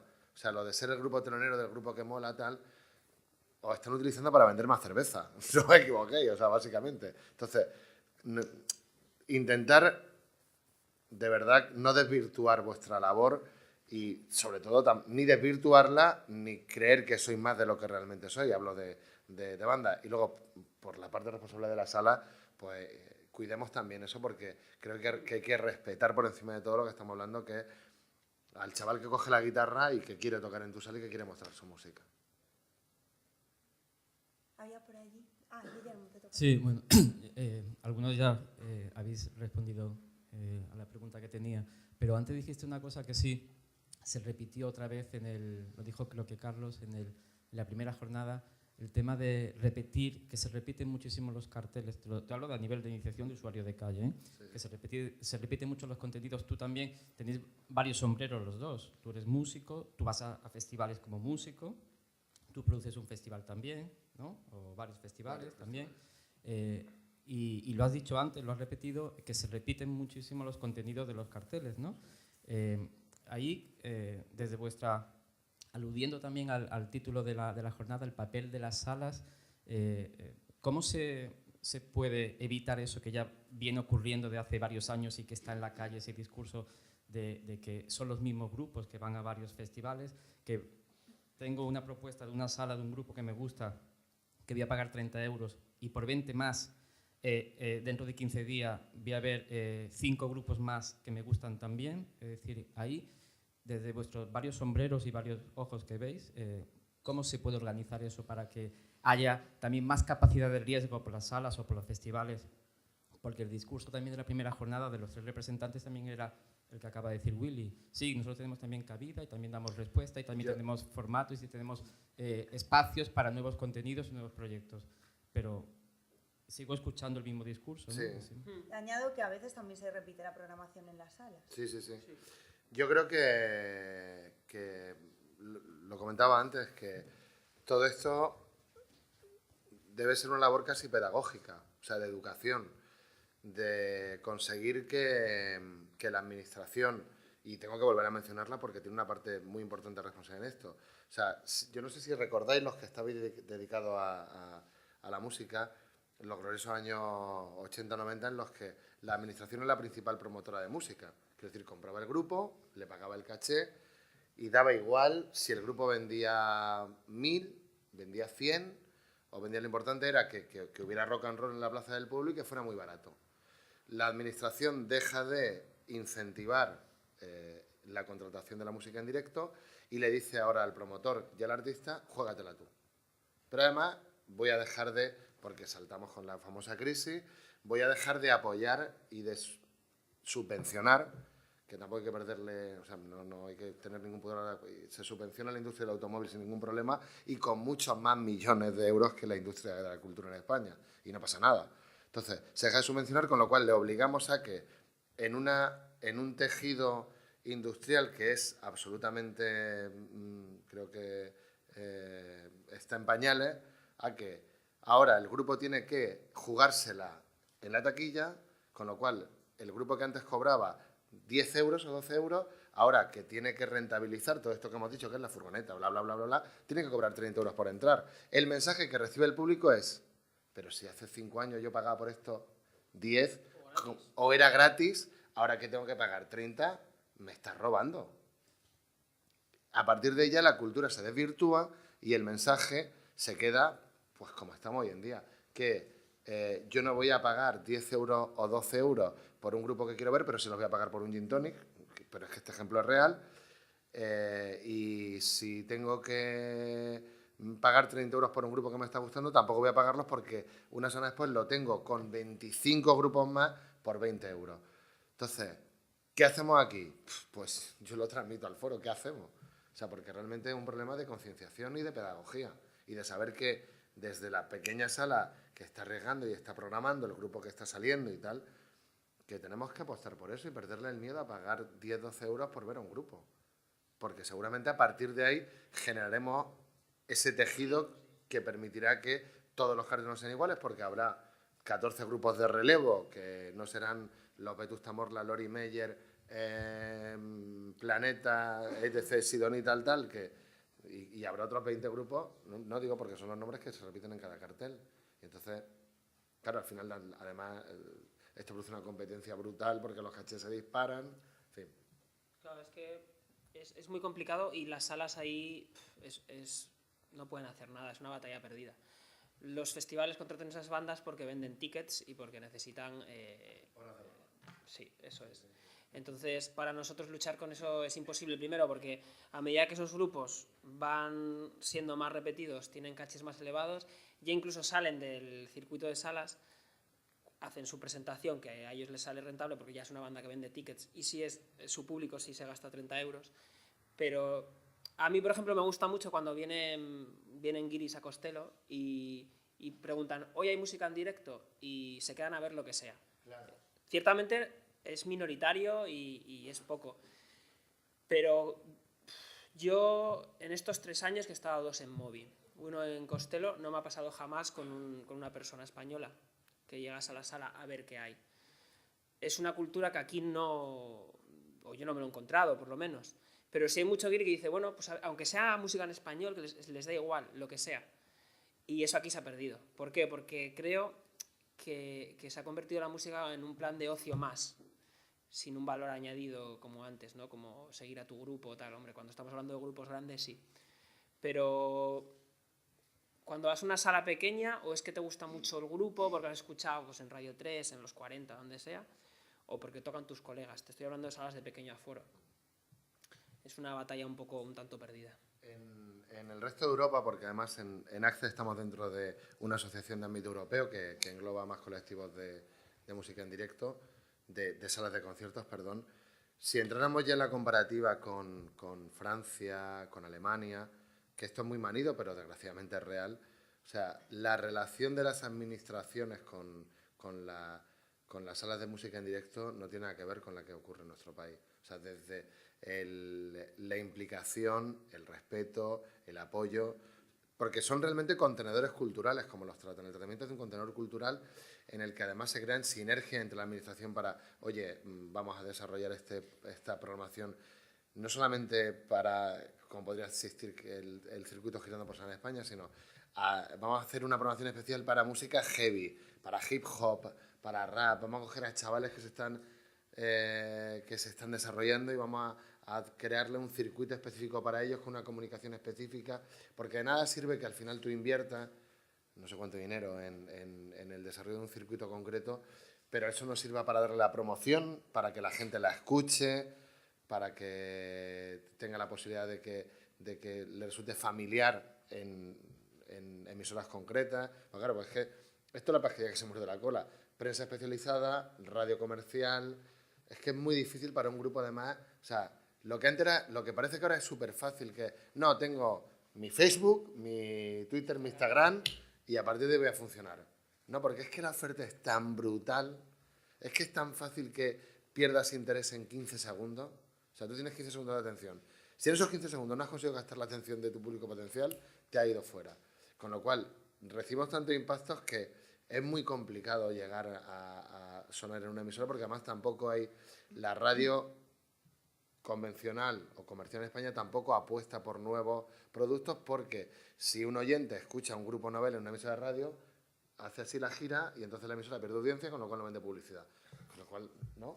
Hablaremos también del periodismo musical, os emplazo a la próxima jornada, pero sí, sobre lo que habláis de la cultura del público, me gustaría introducir el tema, probablemente lo estáis viendo también en vuestras salas, en Coruña ya empieza a molestar muchísimo y hay salas que están ya tomando parte en ello, el público que habla muchísimo y que está con el móvil a lo loco. ¿Qué hacemos con esto? Pues es un poco complicado. Esto, la última vez que estuvo en Costello, de New Raymond, que fue con Jeremy Ekning, lo hablábamos. Es que es muy complicado porque, por un lado, está el que dice, si el artista no logra captar la atención total de... O sea, si la gente está hablando es porque no logra, que me parece una parte muy injusta. La gente... Yo es que... No sé si es que antes vivía la música yo de otra manera, cuando era adolescente iba a un concierto. Yo es que me pasaba, por ejemplo, una de mis bandas que fue Oasis, que hacía colas para ir a los conciertos y tal, y joder, cuando estaba ahí estaba flipado y lo que menos se me ocurría era, vamos, que no había ni móviles ni historias. Pero lo bueno, por ejemplo, que tenemos nosotros en Costello es que no hay cobertura abajo en la sala de conciertos, que es genial. Y no le damos la wifi a nadie. Esa es una solución, entonces. Que no haya cobertura. Es muy buena a nivel de móviles, pero a nivel de hablar está perdido. Además, lo que más me sorprende es que da igual el artista de qué talla sea de primera división, sea menos conocido, más conocido, la gente habla. Salvo que sea un artista que te deja mega flaseado, que también pasa, a veces llegan artistas que la gente está súper relajada, pero es que a veces la que está hablando, pues no sé, es el mejor colega del que está cantando encima. O eso suele pasar y es muy molesto, y nosotros en medida de lo posible, yo sí que el personal de seguridad, por ejemplo, nosotros, nuestros camareros, sí que tenemos reuniones con ellos para, por ejemplo, tema de servir cuando están entre canción y canción, ya no por hablar, sino por temas de ruidos y demás. Lo intentamos cuidar, intentamos también dar toques de atención, pero sí es cierto que incluso yo me he encontrado a veces situaciones de que la gente se pone muy tensa cuando le das el toque de atención encima. Entonces es un problema complejo. O sea, además te pasa en una sala de 1000 y te pasa en una sala de 100 y te pasa en una de 20, que hay 10 personas viendo un artista. O sea, que yo solución no tengo una solución. Es que volvemos a lo que decíamos antes. Es que es la educación, ya está. O sea, es que partimos de eso. O sea, si tú estás viendo un concierto o estás... O como si estamos aquí mismo en esta estupenda ponencia y ahí hay un grupo que está hablando, aquí hay otro grupo que está hablando, pues creo que nos mosquearíamos los tres y diremos, oye, pues ya está, se trata Claro, si de... molesta como público, ya se como trata- banda no me Se quiero trata poner de en vuestra normas de piel. puro respeto y de urbanidad, y es que a partir de ahí, si la gente no tiene, hay gente que no tiene educación, pues no la puede, imagino que ya está, y que también, bueno, una cuestión de, oye, lo que estoy viendo, hay alguien que le está interesando, si quiero hablar me salgo fuera y hablo. Ya lo del móvil es que me parece, o sea, porque además estamos convencidos de que cuando estamos oyendo una canción maravillosa, de una banda maravillosa, llamamos al colega de turno, se lo ponemos por el teléfono y que él lo está oyendo con una calidad IFI. O sea, no se oye directamente. Entonces No, los vídeos después... los vídeos no sirven para nada. O sea, es absolutamente todo es horrible. Entonces, pero nos empeñamos en decir, mira qué canción, la escucha. No oigo nada. ¿Qué me estás contando? ¿Dónde está? Cuelga el teléfono. Por eso sí que creo que es una batalla perdida porque es cuestión de eso, de educación, es como tirar Claro. el papel, Efectivamente. tirar el papel a la papelera. Yo imagino que ahí, dentro de algunos años, quizá ahí ya se habremos aprendido, ¿no? Un poco. Siempre suelen hablar los invitados, ¿verdad? Sí, eso está Ah, claro. bueno, no, eso claro, es lo Eso que es plan pensamos, de que va el invitados tema de también. invitaciones, la gente Claro. que no conoce realmente al artista. No, y que va, está allí porque, bueno. porque lo han invitado y ya está, y me voy y me lo encuentro. Bueno, otro, no sé, ¿hay alguna pregunta más por ahí? ¿Sí? Tony, te estábamos esperando. Los que ya me conocen saben que estoy también pesado con el tema de la gente que habla. De hecho, tenemos en la sala los cartelitos que no los lee nadie, de por favor, A vosotros salid, no les salid sería un momento a hablar saben, fuera. tampoco saben leer entonces, o sea, Sí. es que tenemos un problema ahí serio ya. O sea. No, la última vez que tuvimos una pequeña polémica en Facebook al respecto, propuse, y al final me cortaron mis jefes, pero yo quería grabarlo, el típico audio que te ponen en el cine al empezar, de apaga tu móvil, tal, pues era un audio un poco tirando a simpático, en plan, vamos a respetarnos todos, vamos a escuchar al artista, y se quedó ahí la propuesta. ¿Vosotros cómo lo veríais? Que antes de empezar un concierto Genial. te suelten un No está audio... mal.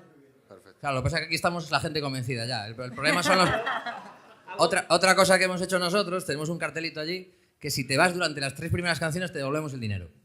El otro día, por primera vez, le devolví el dinero a un tío que me dijo claramente, mira, yo es que venía a hablar con mis colegas, no sabía, era un concierto de blues, era un dúo de blues, Marcos Coll, y dije, yo no sabía que era un tema tranquilo, venía a hablar con mis colegas, si me das la pasta te lo agradezco. Y yo le dije, toma, encantado, ala, fuera. Y se fue feliz, y sabe, o sea, ese tío va a volver. Sí. Lo que comentas de poner un mensaje al inicio, si no me equivoco, en el último concierto que hizo Avalina en Madrid lo hizo, algo de que la peña guardase los móviles o tal, y por lo menos me parece bien porque creó polémica y se habló del tema en redes sociales, lo que me llegó a mí, que no fui al concierto, y creo que ya es suficiente porque llegaría a más gente. Creo que estaría bien, lo que pasa es que, no sé, el que es mal educado en ese No, a aspecto ver, no... Y que también, a ver, somos mediterráneos en el fondo, o sea, no nos olvidemos de esto. O sea, no somos noruegos ni... Bueno, quiero pero decir, va increciendo, ¿eh? no, pero que al final lo de... Y te explico por qué. Porque nosotros tenemos... La cultura del bar sigue siendo la cultura del bar. O sea, vamos al bar con los colegas a charlar y a tomarnos un trago y si tú coges a este mismo grupo con este mismo cantante y lo llevas y lo sientas en un teatro, pues seguramente se van a quedar y no van a hablar. ¿Por qué? Porque la cultura que tenemos de la sala de conciertos es... hombre, relájate, ¿cómo que no puedo hablar con mi colega? Pero si ese mismo chico o chica lo mete en el teatro real, con el mismo grupo, te aseguro que hará... Calla, no puedes hablar. Porque de repente somos así, ¿no? Nos impresiona, pero... Y es el mismo grupo y la misma gente. ¿Por qué? Porque la cultura de bar que tenemos es la cultura de bar que tenemos. O sea, y entonces, claro, hay que entender que cuando el bar está poniendo el Despacito de quien lo cante, que no me acuerdo ahora mismo, Luis Fonsi no es lo mismo que cuando está viendo a Marcos Coll tocando la armónica con un guitarrista. Entonces, que es que estamos viendo un concierto. Ahí tal, pero cuando tú estés de copas, pues estás de copas. Entonces, es decir, ¿me entiendes? No es también el respeto a donde nos estamos... En fin, seguimos con la pedagogía y la educación y todo esto. Perdón, pero es que trabajar en los 40 es lo que tiene. No, oye, que Bueno, pues por cosas como esa intervención que acaba de hacer Tommy y por cosas como que hace la Sala Malvinas está nominada, le damos la enhorabuena a los premios Martin Kodaks a la mejor sala Y sí os quería preguntar, pues iniciativas como esa, o cosas que se os ocurran para animar un poco más al público, que le puedan servir a salas y que hacéis vosotros. Tommy ya acaba de comentar alguna. No sé, la verdad que nosotros generalmente tenemos un público en la sala generalmente fiel. ¿Por qué? Porque el tipo de gente que viene a nuestros conciertos al final suele ser siempre el mismo, salvo que vengan artistas un poco más especiales o demás. En general no tenemos ahí una fidelización o algo en concreto. Yo, desde mi punto de vista, la manera que tengo mejor de mimar es intentar hacer la programación más completa y más que pueda gustar, pero no se me ocurre así a bote pronto algo para mimar ad hoc a un tipo de público. Abrir el máximo, intentar gustar con propuestas diferentes, que antes, cuando me refería a las propuestas diferentes, obviamente no era reggaetón ni cosas así, pero sí es cierto que últimamente quizás hay otros tipos de músicas que están sonando, sobre todo en las sesiones de clubbing y demás, y sí que intentamos abrirnos un poco, ya que tenemos la suerte de tener 2 plantas y arriba tener un DJ que puede estar poniendo soul, Britpop o lo que sea, y abajo pues podemos tener una sesión de cosas más electrónicas o más de clubbing. En ese aspecto yo creo que mi manera de mimar, desde lo que yo puedo hacer, es eso, intentar comunicarlo lo mejor posible para que la gente esté al tanto de todas nuestras propuestas, ya sea en redes sociales, con la newsletter o también con la comunicación offline en medios. A ver, yo creo que primero se trata de poner en práctica yo no sé si es la táctica taburete, pero bueno, algo parecido. Y es que, imaginación, por supuesto, pero sobre todo intentar manejar muy bien la información que fluye por nuestra sala. Si tenemos un concierto de blues y conseguimos, a través de una promoción en redes sociales, segmentar el público que esa noche ha ido a nuestro concierto, pues sabremos que si dentro de un mes y medio volvemos a programar blues, pues podremos dirigirnos directamente a ese público potencial al que sabemos que ya le interesa nuestro local y que le interesa el blues. Hablo de blues, hablo de jazz, hablo de rock, de heavy. Intentar tener una información fluida con nuestro público. Tratarlo de manera individual, no pensarlo como la masa que viene enfurecida a beber cerveza o a llenarme el local, sino cuidar eso. Cuidar, si nuestro concierto empieza a las 10 de la noche, que el concierto empiece a las 10 de la noche. Que tengamos mucho cuidado con eso, porque ahí mismo nosotros somos los que nos estamos autoflagelando y haciendo que no nos respeten. Entonces, si un concierto empieza a una hora concreta, respetemos y cuidemos al público que ha pagado su entrada y que además viene a ver el concierto, y no esperemos a ver si vienen 5 más para vender 5 cervezas más, que no sirven para nadie y que además nos van a crear una imagen complicada. Y creo que lo más importante es concienciar al vecino de al lado, a la administración que tenemos enfrente, al artista que viene a tocar nuestra sala, que somos un contenedor cultural, y tratarlo como eso. E intentar que la comunicación sea una comunicación profesional, que nuestras redes sociales y nuestro perfil sea un perfil actualizado y que dé la información necesaria. Que todo esté bien, básicamente. O sea, sentido común, al final. Como para todo. Como para todo. ¿Sabríais decir más o menos el porcentaje de las... bueno, no sé si me habéis oído ya la primera vez, ¿no? Sí. Más o menos, ¿qué porcentaje hay de bandas dentro de las que programáis autogestionadas, autopromovidas, y qué porcentajes de bandas que tienen detrás pues ya una escudería, una agencia de management así sólida? O sea, más o menos. Yo, en mi caso, actualmente creo que estaríamos en un 60-40, 60 autogestionadas o incluso un 65-35. Sí que Costello, desde el nacimiento, ha sido una banda muy de bandas que se gestan. De primeras era en Madrid y ahora ya es de toda España. Y sí que el número... Yo hablo más directamente y programo más con gente que me llama el guitarrista. Oye, soy el guitarrista de tal banda, que con promotores. Luego con promotores pues sí que trabajo, pero dadas las características de la sala, pues por aforo y demás, pues para nosotros es superior el tema de bandas autogestionadas. Sí es cierto que ahora hay una figura que cuando yo empecé a tocar no existía, que es como pequeñas agencias pues de gente que le gusta la música y quiere echarle un cable al colega y tal, pero bueno, yo lo veo también como autogestión y es superior, incluso ahora pensando pues en un 70-30. Sí. Claro, es que, por ejemplo, ejemplo, en la nuestra, que es una sala de casi 1000, un 80 o un 90-10, yo iba a decir un 95, o sea, no vienen muy pocas bandas autogestionadas, son todas bandas con un potencial para poder meter ese tipo de gente.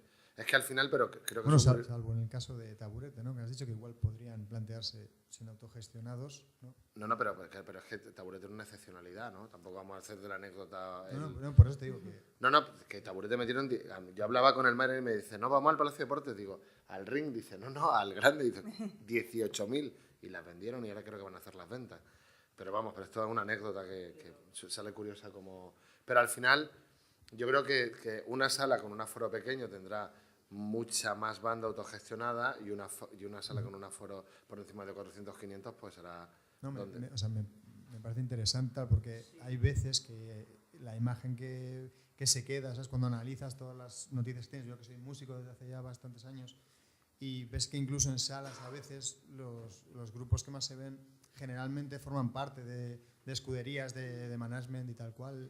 Imagínate en GPS, por ejemplo, los grupos que se seleccionan muchas veces forman parte, la mayoría, de una serie de agencias de management, o sea que ya tienen un recorrido esos grupos, y a veces uno se pregunta, ¿sabes? Que el camino para tener acceso a eso, pues...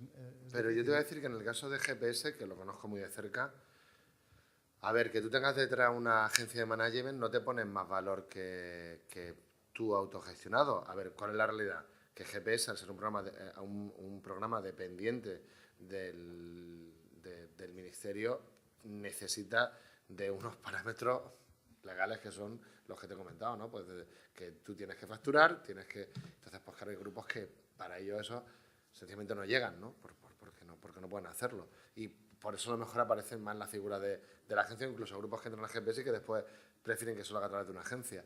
Pero no es... En GPS, como recomendación, lo importante y lo que más valor tiene es que os tenéis que currar muy mucho el voto del público. Porque además es un voto que no se puede manipular, quiero decir, que es un voto que depende de tu tirón.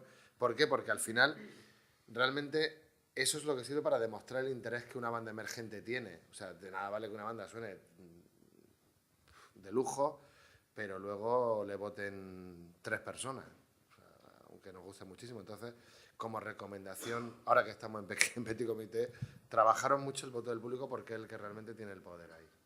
A mí me parece muy interesante la pregunta que ha hecho Miquel, porque creo, por lo menos a mí, una cosa de las que me gusta y que me siento muy realizado ahora es poder dar un voto de confianza a bandas y sobre todo tener una conexión directa con ellos. Yo voy llamando a esas bandas autogestionadas durante la semana, rollo, oye chicos, ¿cómo vais anticipadas? Pues incluso muchas veces nosotros, yo tengo aprobado por los socios de la sala una partida para publicidad en Facebook, pues a mí me cunde mucho más a nivel personal ayudar a una banda que me dice, joder, tío, pues estoy preocupado, venga, pues no pasa nada, venga, vamos a meter o en la base de datos que tenemos nosotros en el newsletter vamos a sacarte más grande. A mí personalmente es una faceta que me gusta mucho, que creo que puedo hacer, claro, por el aforo de la sala. Por ejemplo, cuando estaba trabajando en Moby Dick, que lo que programaba mayormente eran artistas internacionales que venían con una promotora, pues no tenía sentido. En cambio ahora sí que me mola y me gusta ver que una banda que programé en junio del año pasado, pues ahora la han seleccionado para el Mad Cool y está tocando en el Mad Cool y dices, joder, pues que progresivamente va metiendo más gente. A mí eso me parece muy, muy interesante. Y creo que la gente que tiene salas de un aforo pequeño mediano, en general, creo que apuestan por eso. Y creo que es labor del programador. Y ahora que tenemos maneras de hacerlo, porque a una sala meter 25 euros en una publicidad a una banda no le supone nada y sí que funciona. Sí que funciona, sí. Bueno.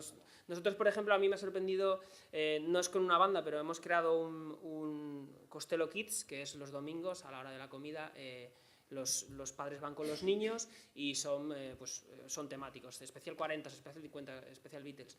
Para arrancar era muy complicado porque teníamos una base de datos de la leche de clientes de copas, pero ¿cómo arrancamos esto? Y a través de tagueando en Facebook y haciendo una selección muy buena se ha conseguido ir subiendo. Además se veía claramente cómo llegaban y cómo se comentaban y cómo se compraban entradas, porque yo soy un friki, tengo abiertas constantemente todas las tiqueteras con las estadísticas de Facebook y funciona. Y a partir de ahí, porque yo era un poco reticente a entrar ahí al yugo de esto, a partir de ahí es cuando me planteo utilizarlo con bandas y lo suelo hacer. A lo largo de la semana luego también está la banda que pasa y no te contesta el reporte de entradas porque le da vergüenza, porque van pocas, y en vez de poder ayudarle no le ayudas, que eso también pasa muchas veces. Pero cuando hay una relación sincera y te van diciendo, a mí me encanta y además funciona. Hombre, obviamente el que lleva 5 no va a meter después 140, pero sí que funciona y puede llegar a un público, nuestro público, que ya lo tenemos preseleccionado y que funciona. Es verdad que tampoco depositéis la confianza de vuestra promoción a la sala de conciertos porque no es nuestra responsabilidad. O sea, al final podemos implicarnos, como os podéis encontrar a gente como Willy que se va a implicar, pero os podéis encontrar con que haya salas en los que tienen una programación de 350 conciertos y que la responsabilidad de la promoción debe ser del grupo. Pero es verdad que las herramientas que hoy en día ponen las redes sociales permiten con una inversión muy monitorizada, que sepas muy bien por cuál es tu público, dónde va a ir, te permita llegar a ese público. Otra cosa ya es que el público te quiera comprar la entrada, pero creo que es fácil. Volvemos a lo que decíamos porque nos estamos repitiendo constantemente, que al final tenéis que invertir, la sala tiene que invertir en su comunicación, segmentando el cliente, lo que comentabas tú con las sesiones de Costello Kit, que me parece una idea brillantísima y que creo que es algo muy exportable si dejaran entrar a menores en las salas de Galicia. Sí, pero se hace, la Mardi ya lo hace también. La Mardi lo hace. Quiero decir. Nosotros fue algo alucinante, ha sido un éxito. Llevamos 20 sesiones y han sido 20 sold out. Pero yo empecé muy acojonado, la verdad, porque era, joder, ¿a qué público nos dirigimos? ¿A qué me empezaba a mover por blogs de madres, de cosas así? Sí. Mandaba así a Kideo, a Malakids, y funciona. Funciona porque si lo segmentas bien, público que ha habido en la sala, de una edad ya un poco más avanzada, de anteriores además, conciertos. Además, ha cambiado precisamente eso, el consumo de la música en directo o de la cultura en general.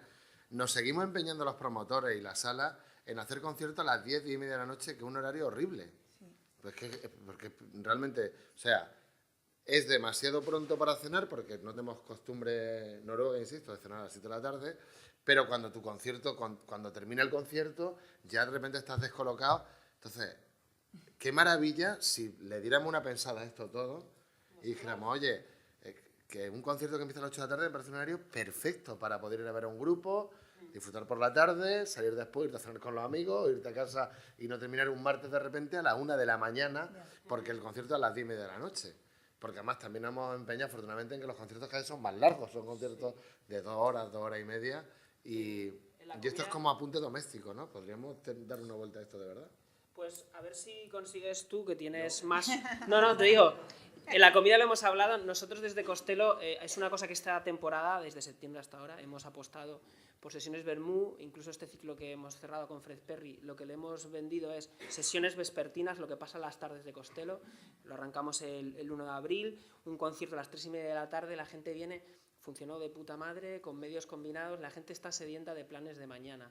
Hemos hecho Vermú, sesiones Vermú, que también funcionan genial.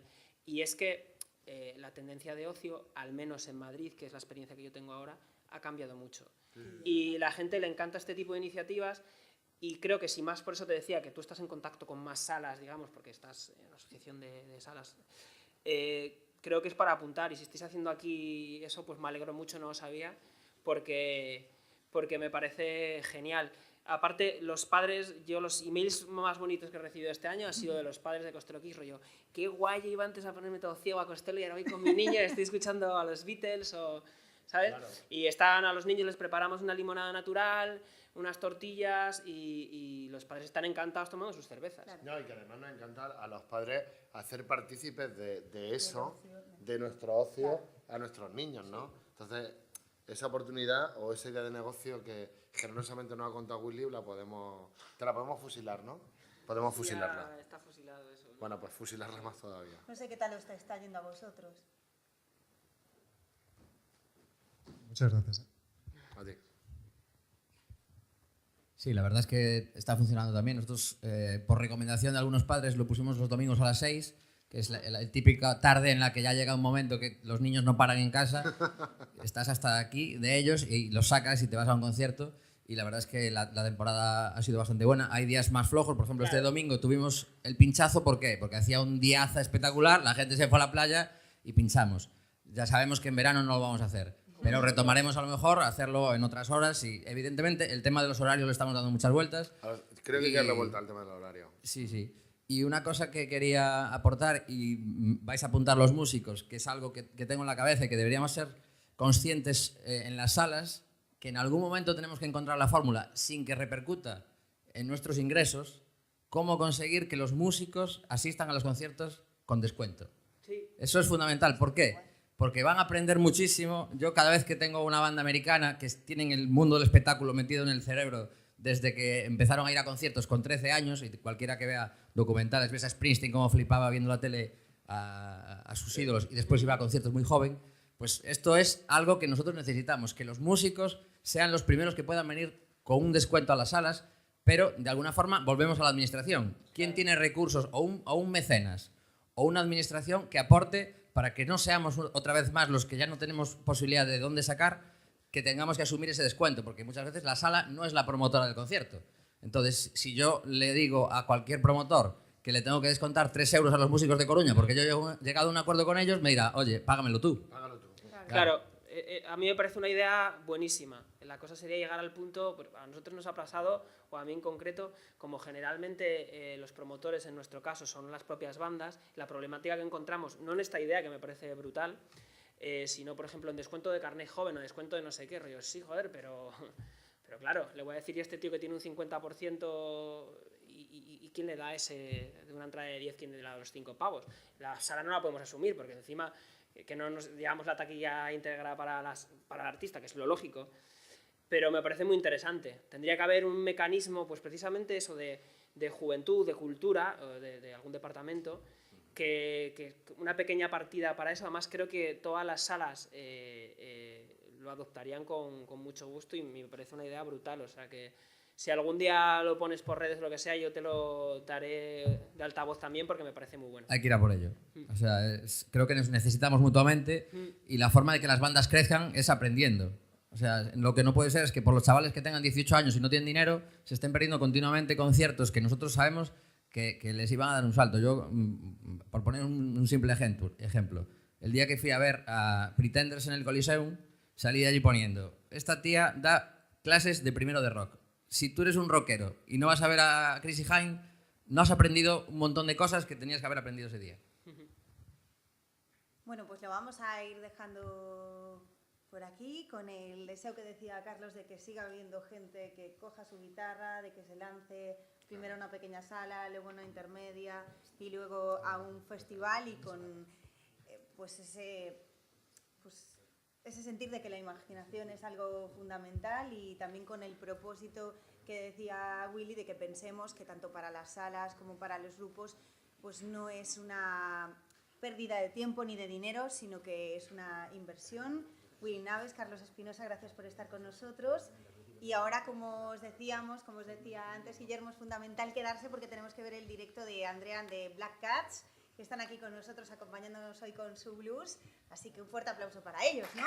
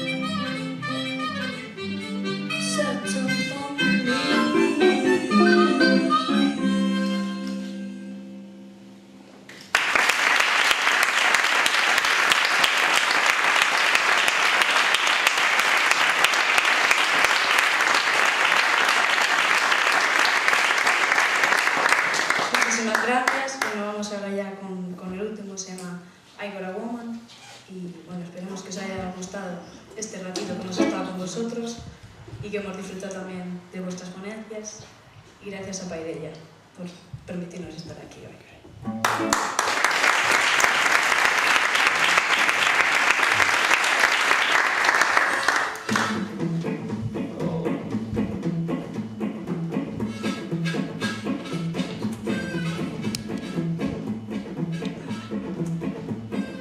Said I got a woman well done, she's good to me. Oh yeah. You say I got a woman well done, she's good to me. Oh yeah. She said my baby touch at me. Oh, she's kind of totally.